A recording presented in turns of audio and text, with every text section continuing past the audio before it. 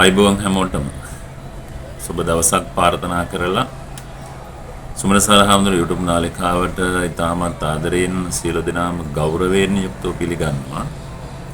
මේ දවස්වල අපේ රටේ ජනප්‍රිය මාතෘකාවක් වෙලා තියෙන ආලෝකා ලංකාවට පැමිණීම. එහෙම නැත්නම් සාම පාගම.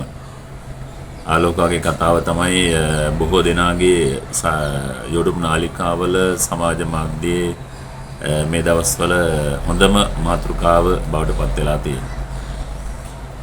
ඉතින් ඒ නිසා මටත් හිතුණා ආලෝකාගේ නැත්නම් මේ සාම පාගමන සම්බන්ධව නෙමෙයි සාම පාගමනේ කටයුතු ඒ සාම පාගමනේ ගියපු හාමුදුරන් වහන්සේලාට එපා වෙච්ච රට සම්බන්ධව වචන දෙකක් කිව්වොත් හොඳයි කියලා මටත් හිතුණා අපේ නාලිකාවත් එක්ක සම්බන්ධ වෙලා ඉන්න පිරිසට. ඇත්තටම මේක මේ ආරම්භ කරලා ඉන්දියාවෙන් ආරම්භ කරලා ඒක තව දුරටත් ජනප්‍රිය වෙලා ඇමරිකාවට ගිහිල්ලා ඇමරිකාවෙත් ඒක සාමය උදෙසා මේ පාගමන සිද්ධ කිරීම ඉතාමත් හොඳින් සිද්ධ කළා. ඒ මිනිස්සු හැමෝටම ගරු කළා. මම දැක්කේ ඒ සාම පාගමන සඳහා සම්බන්ධ වෙච්ච ගරුතර මහා සංඝරත්නයට මේ මිනිස්සු වන්දනා කළා, ආලෝකට ආදරය කළා, ආලෝක සිප වෙළඳ ගැනීම සිද්ධ කළා, ආලෝකා එක්ක ෆොටෝ ගත්තා. මේ වගේ ගොඩක් දේවල් අර ඇමරිකාවේ මේ සාම පාගමන දවස් 100 ගානක් යනතුරු විටෙන් විට ගියපු විවිධ නාලිකාවලින් YouTube හරහා සමාජ මාධ්‍ය හරහා අපි දැක්කා. හැබැයි මම ඒකෙදී දැකපු ඒ ගෞරවාන්විතභාවය සාම පාගමනට විදේශිකයන් විසින් ලබා දුන්නු ගෞරවය අපේ රටේ මම හිතන්නේ නැති වුණා කියන එක තමයි මගේ නම් අදහස සහ මගේ පැහැදිලි කිරීම. අද අපේ රටේ මිනිස්සු ඒකට දක්වපු ගෞරවය මම හිතන්නේ බොහෝ වෙලාවට සමහර විටකදී දෙනවා මේ නූගත්කම මත. එහෙම නැත්නම් ඒක ඒ වගේ දෙයක් හරියාකාරව බාර ගන්න පිළිගන්න බැරිකම. එහෙම නැත්නම් අපේ මිනිස්සු අන්ධ භක්තිවන්තයෝද කියලා හිතනවා සමහර වෙලාවට. මොකද හේතුව මේ මම දැක්ක සමාජ මාධ්‍යයේ ආලෝකයට පවා වඳින මිනිස්සු අපේ රටේ හිටියා. ආලෝකයට වඳින්න කියන එකක් නෙමෙයි සාම පාගමන කියන එක මුළු ලෝකේ පුරාවටම සාමයේ පැතිරවීම කියන අදහසෙන් නේද ජාතීන් අතර සාමය සමගිය ඇති කරලීමේ අදහස කියන කාරණාව යටතේ තමයි මේ සාම පාගමන ආරම්භ කරලා තියෙන්නේ. ඒ ඔස්සේ උන්වහන්සේලා වැඩම කිරීම සිදු කරනවා රටින් රටට බෞද්ධ රටවල් වල. නමුත් මේ ආලෝක කියන චරිතය එතෙන්ට එකතු වෙන්නේ ඉන්දියාවේ උන්වහන්සේ සමග ඒ ආලෝක ගියා.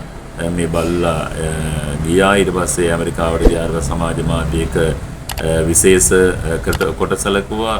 ඒ දින 100 ගානෙම ආලෝකත් උන්වහන්සේලා සමග ගියා. ඉතින් ඒ නිසා ගොඩක් අයගේ ආදරයට ගෞරවයට ආලෝකා යටත්පත් වුණා. මේ කියන ආලෝකා වාජනීයට ලක් වුණා. ආදරේ ගෞරවය ආලෝකට ලැබුණා. නමුත් ලංකාවටත් ආලෝක ගෙනාවට පස්සේ එක කාරණා සමාජ මාධ්‍යයේ ගියා. අපේ රටේ බල්ලන්ට මොකද වෙන්නේ? ඊට පස්සේ රටේ මේ වගේ දෙයක් වුණාම මේක කැම හරියන වැඩක්ද? මේව කිසියම් ආකාරයක එන්ජොයි සමාගම් වල කටයුත්තක් මේ වගේ ගොඩක් දේවල් සාමාන්‍ය අපේ රටේ ගොඩක් අය විශේෂයෙන්ම සංඝයා වහන්සේලා ඒක ගැන විවේචන කරපු තැන් තිබුණා. ඒ වගේම සමාජ මාධ්‍ය තුළ තවත් බොහෝ අය මේක ගැන කතා කළා. එක අදහස් ඉදිරිපත් කළා. ඉතින් ඒක තම තමන්ගේ මතය. මගේ මේ මතය තමයි මම ඉදිරිපත් කරන්නේ. නමුත් අපිට තියෙන අර දුක හිතන කාරණා හා ලැජ්ජ හිතන කාරණාව තමයි ඉතින් බල්ලටත් වඳින තැනට අපේ මිනිස්සුපත් වෙලා දෙනවා. ඕක ජාත්‍යන්තරයට යනකොට මේ මිනිස්සු hina වෙනවා. අපේ වගේ රටකට මේ බෞද්ධයෝ කියලා උඩ දාගෙන කෑ ගැහුවට හරි මෝඩ හැත්තක්නේ කියලා සමහරවිට අනිත් ජාතීන්ට අනිත් රටවල් වල මිනිස්සුන්ට හිතෙන්න පුළුවන්. මොකද මේ අපි ආගම දහම තුල සත්තුන්ට කරුණාව මෛත්‍රිය දක්වන එක වෙනම කතාවක්. ඒ සත්තුන් තිරිසන් ලෝකෙක ඉපදිච්ච සත්තු ඇත්තටම කරගත්ත ලොකු අකුසල ධර්මයක් ධර්මානුකූලව ගත්ත ලොකු අකුසලයකට අනුව තිරිසන් අපායක උප්පත්ති ලැබලා තියෙන. ඒ අතරතුර සත්තු සමහර අය සමහර සත්තු ඉන්නවා යම් යම් ගෞරවයට ලක් වෙන, පූජාවට ලක් වෙන, හැමෝගේම ආදරයට පාත්‍ර වෙන සත්තු ඉන්නවා. ඒ අතරින් හැම සතෙක්ම නෙමෙයි දෙන්නෙක් විතරයි. ඒ අතරතුර ආලෝක එහෙම සතෙක් වෙන්න පුළුවන්.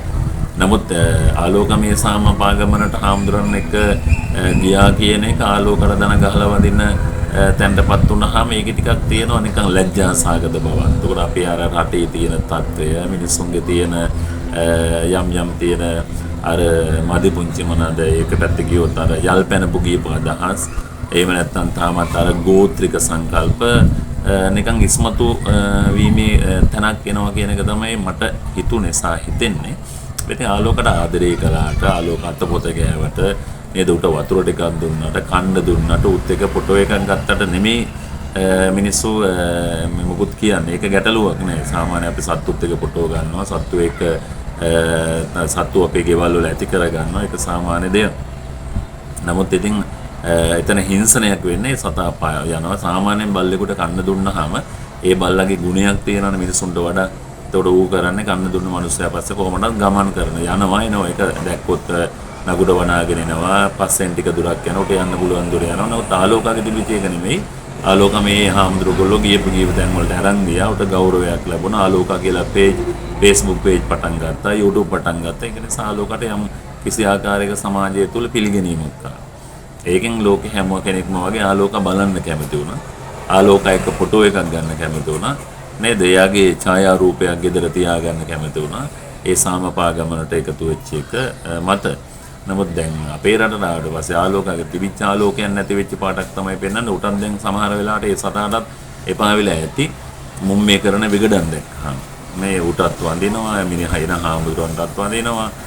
ඒක අපේ රටක් හැටියට ගත්තොත් අපේ රටේ තියෙන අර මේ සමහර විටකදී ඕක මට කියන්න තියෙන ගෝත්‍රික බව තාම දියුණු වෙලා නැති බව නේද? අපි බෞද්ධ කියලා උසස් විදිහට කතා කරාට ඒකේ ඒ බුද්ධිමත් භාවය අපි තුළ නොමැතිකම මම හිතන්නේ ලෝකයට හඳුන්වා දීමක් ප්‍රචාරණය කිරීමක් ඒ තුලින් සිද්ධ වුණා කියන එක තමයි ඒක දිහා බැලුවාම හැඟෙන්නේ. එහෙම නැත්නම් ඒ දිහා බලාගෙන යනකොට අපට තේරෙන්නේ එහෙම නෙමෙයි. සාමපාගමනට ගරු කරන්න, ඒකට සලකන්න, ඒකට අවශ්‍ය කරන දේවල් කරලා දෙන්න රටක් හැටියට අපි ඒක කරන්න ඕන. විදේශික භික්ෂුන් වහන්සේලා අපි වගේ රටකට ආවම අපි සාමාන්‍යයෙන් ගත්තොත් හොඳ ආගන්තුක සත්කාර තියෙන මිනිස්සු. ඉතින් ඒක නිසා අපි එයාලට සැලකිල්ලක් දක්වන්න ඕන. වෙන රටක කෙනෙක් අපේ රටට ඇවිල්ලා අපේ වගේ රටක ඒ සම්පාගමන තුල අපි සමගියෙන් ඉමු, සතුටින් ඉමු, ජාතීන් අතර බෙදීම් තබා නොගනිමු කියන කාරණාව යටතේ නේද? සිංහල දෙමළ මුස්ලිම් අපි හැමෝම එකයි, සහෝදරත්වයෙන් ඉමු කියන කාරණා.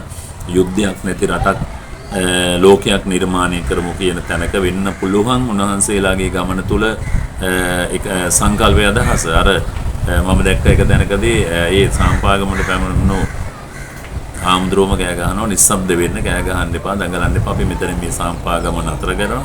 ඒ කියන්නේ අපේ මිනිස්සු ඒ තරමටම මේ කාරණාව තුල කටයුතු කරන විදිය, ක්‍රියා කරන විදිය හරි අසික්කිතයි. ඒ කියන්නේ රටක් විදිහට ගත්තොත් අපේ රටේ තියෙන කාරණා සමාජගත වෙනකොට ඕක අපි විතරක් බලන එක නෙමෙයි, තවත් ඇමරිකාවේ ඉන්න අයත් බලයි.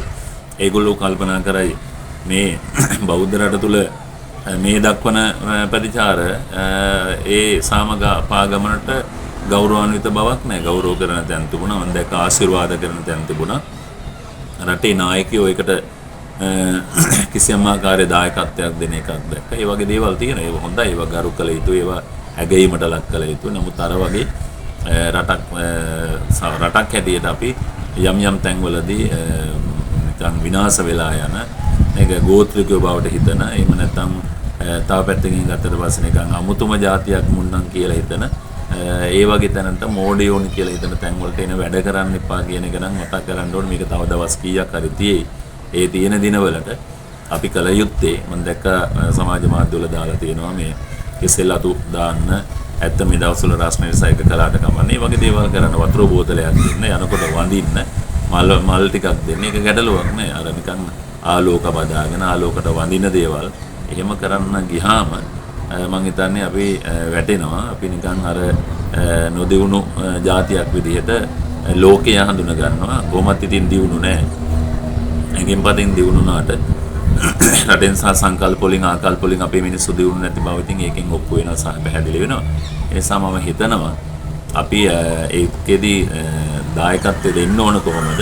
අපි ඒකට සම්බන්ධ වෙන්න ඕන කොහොමද කියන එක හරියටම තෝරගෙන ඒ දායකත්වය දෙන්න අර වගේ දේවල් කරන්න ගිහිල්ලා මේ ආගම දහම විනාශ වෙන විදිහට වැඩ කරනවත් ඒ සිවුරට නිග්‍රහ වෙන විදිහට වැඩ කරනවත් ඒ වගේම අපේ බෞද්ධ සංකල්පවලට බෞද්ධ ආගමට හානියක් වෙන විදිහට වැඩ කරන්නත් එපා කියන එක තමයි මට ඇත්තටම කියන්න උවමනාව නෙමෙයි. මේක මගේ අදහසක්. මම සාමාන්‍යයෙන් බැලුවා ඒවා.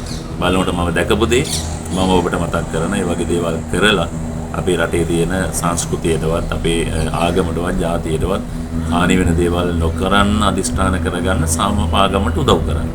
ඒ වතර බෝතලයක් හරි කමන්නේ අරගෙන ගිහලා තියාගෙන ඉඳලා වැඳලා පුදලා ඉන්න.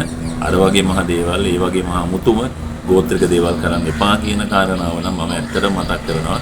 මොකද ඒක රටක් හැටියට ගත්තොත් ඒක අපට මහා නින්දාවක් කියන එක තමයි ඔබට මතක් කරන්න තියෙන්නේ.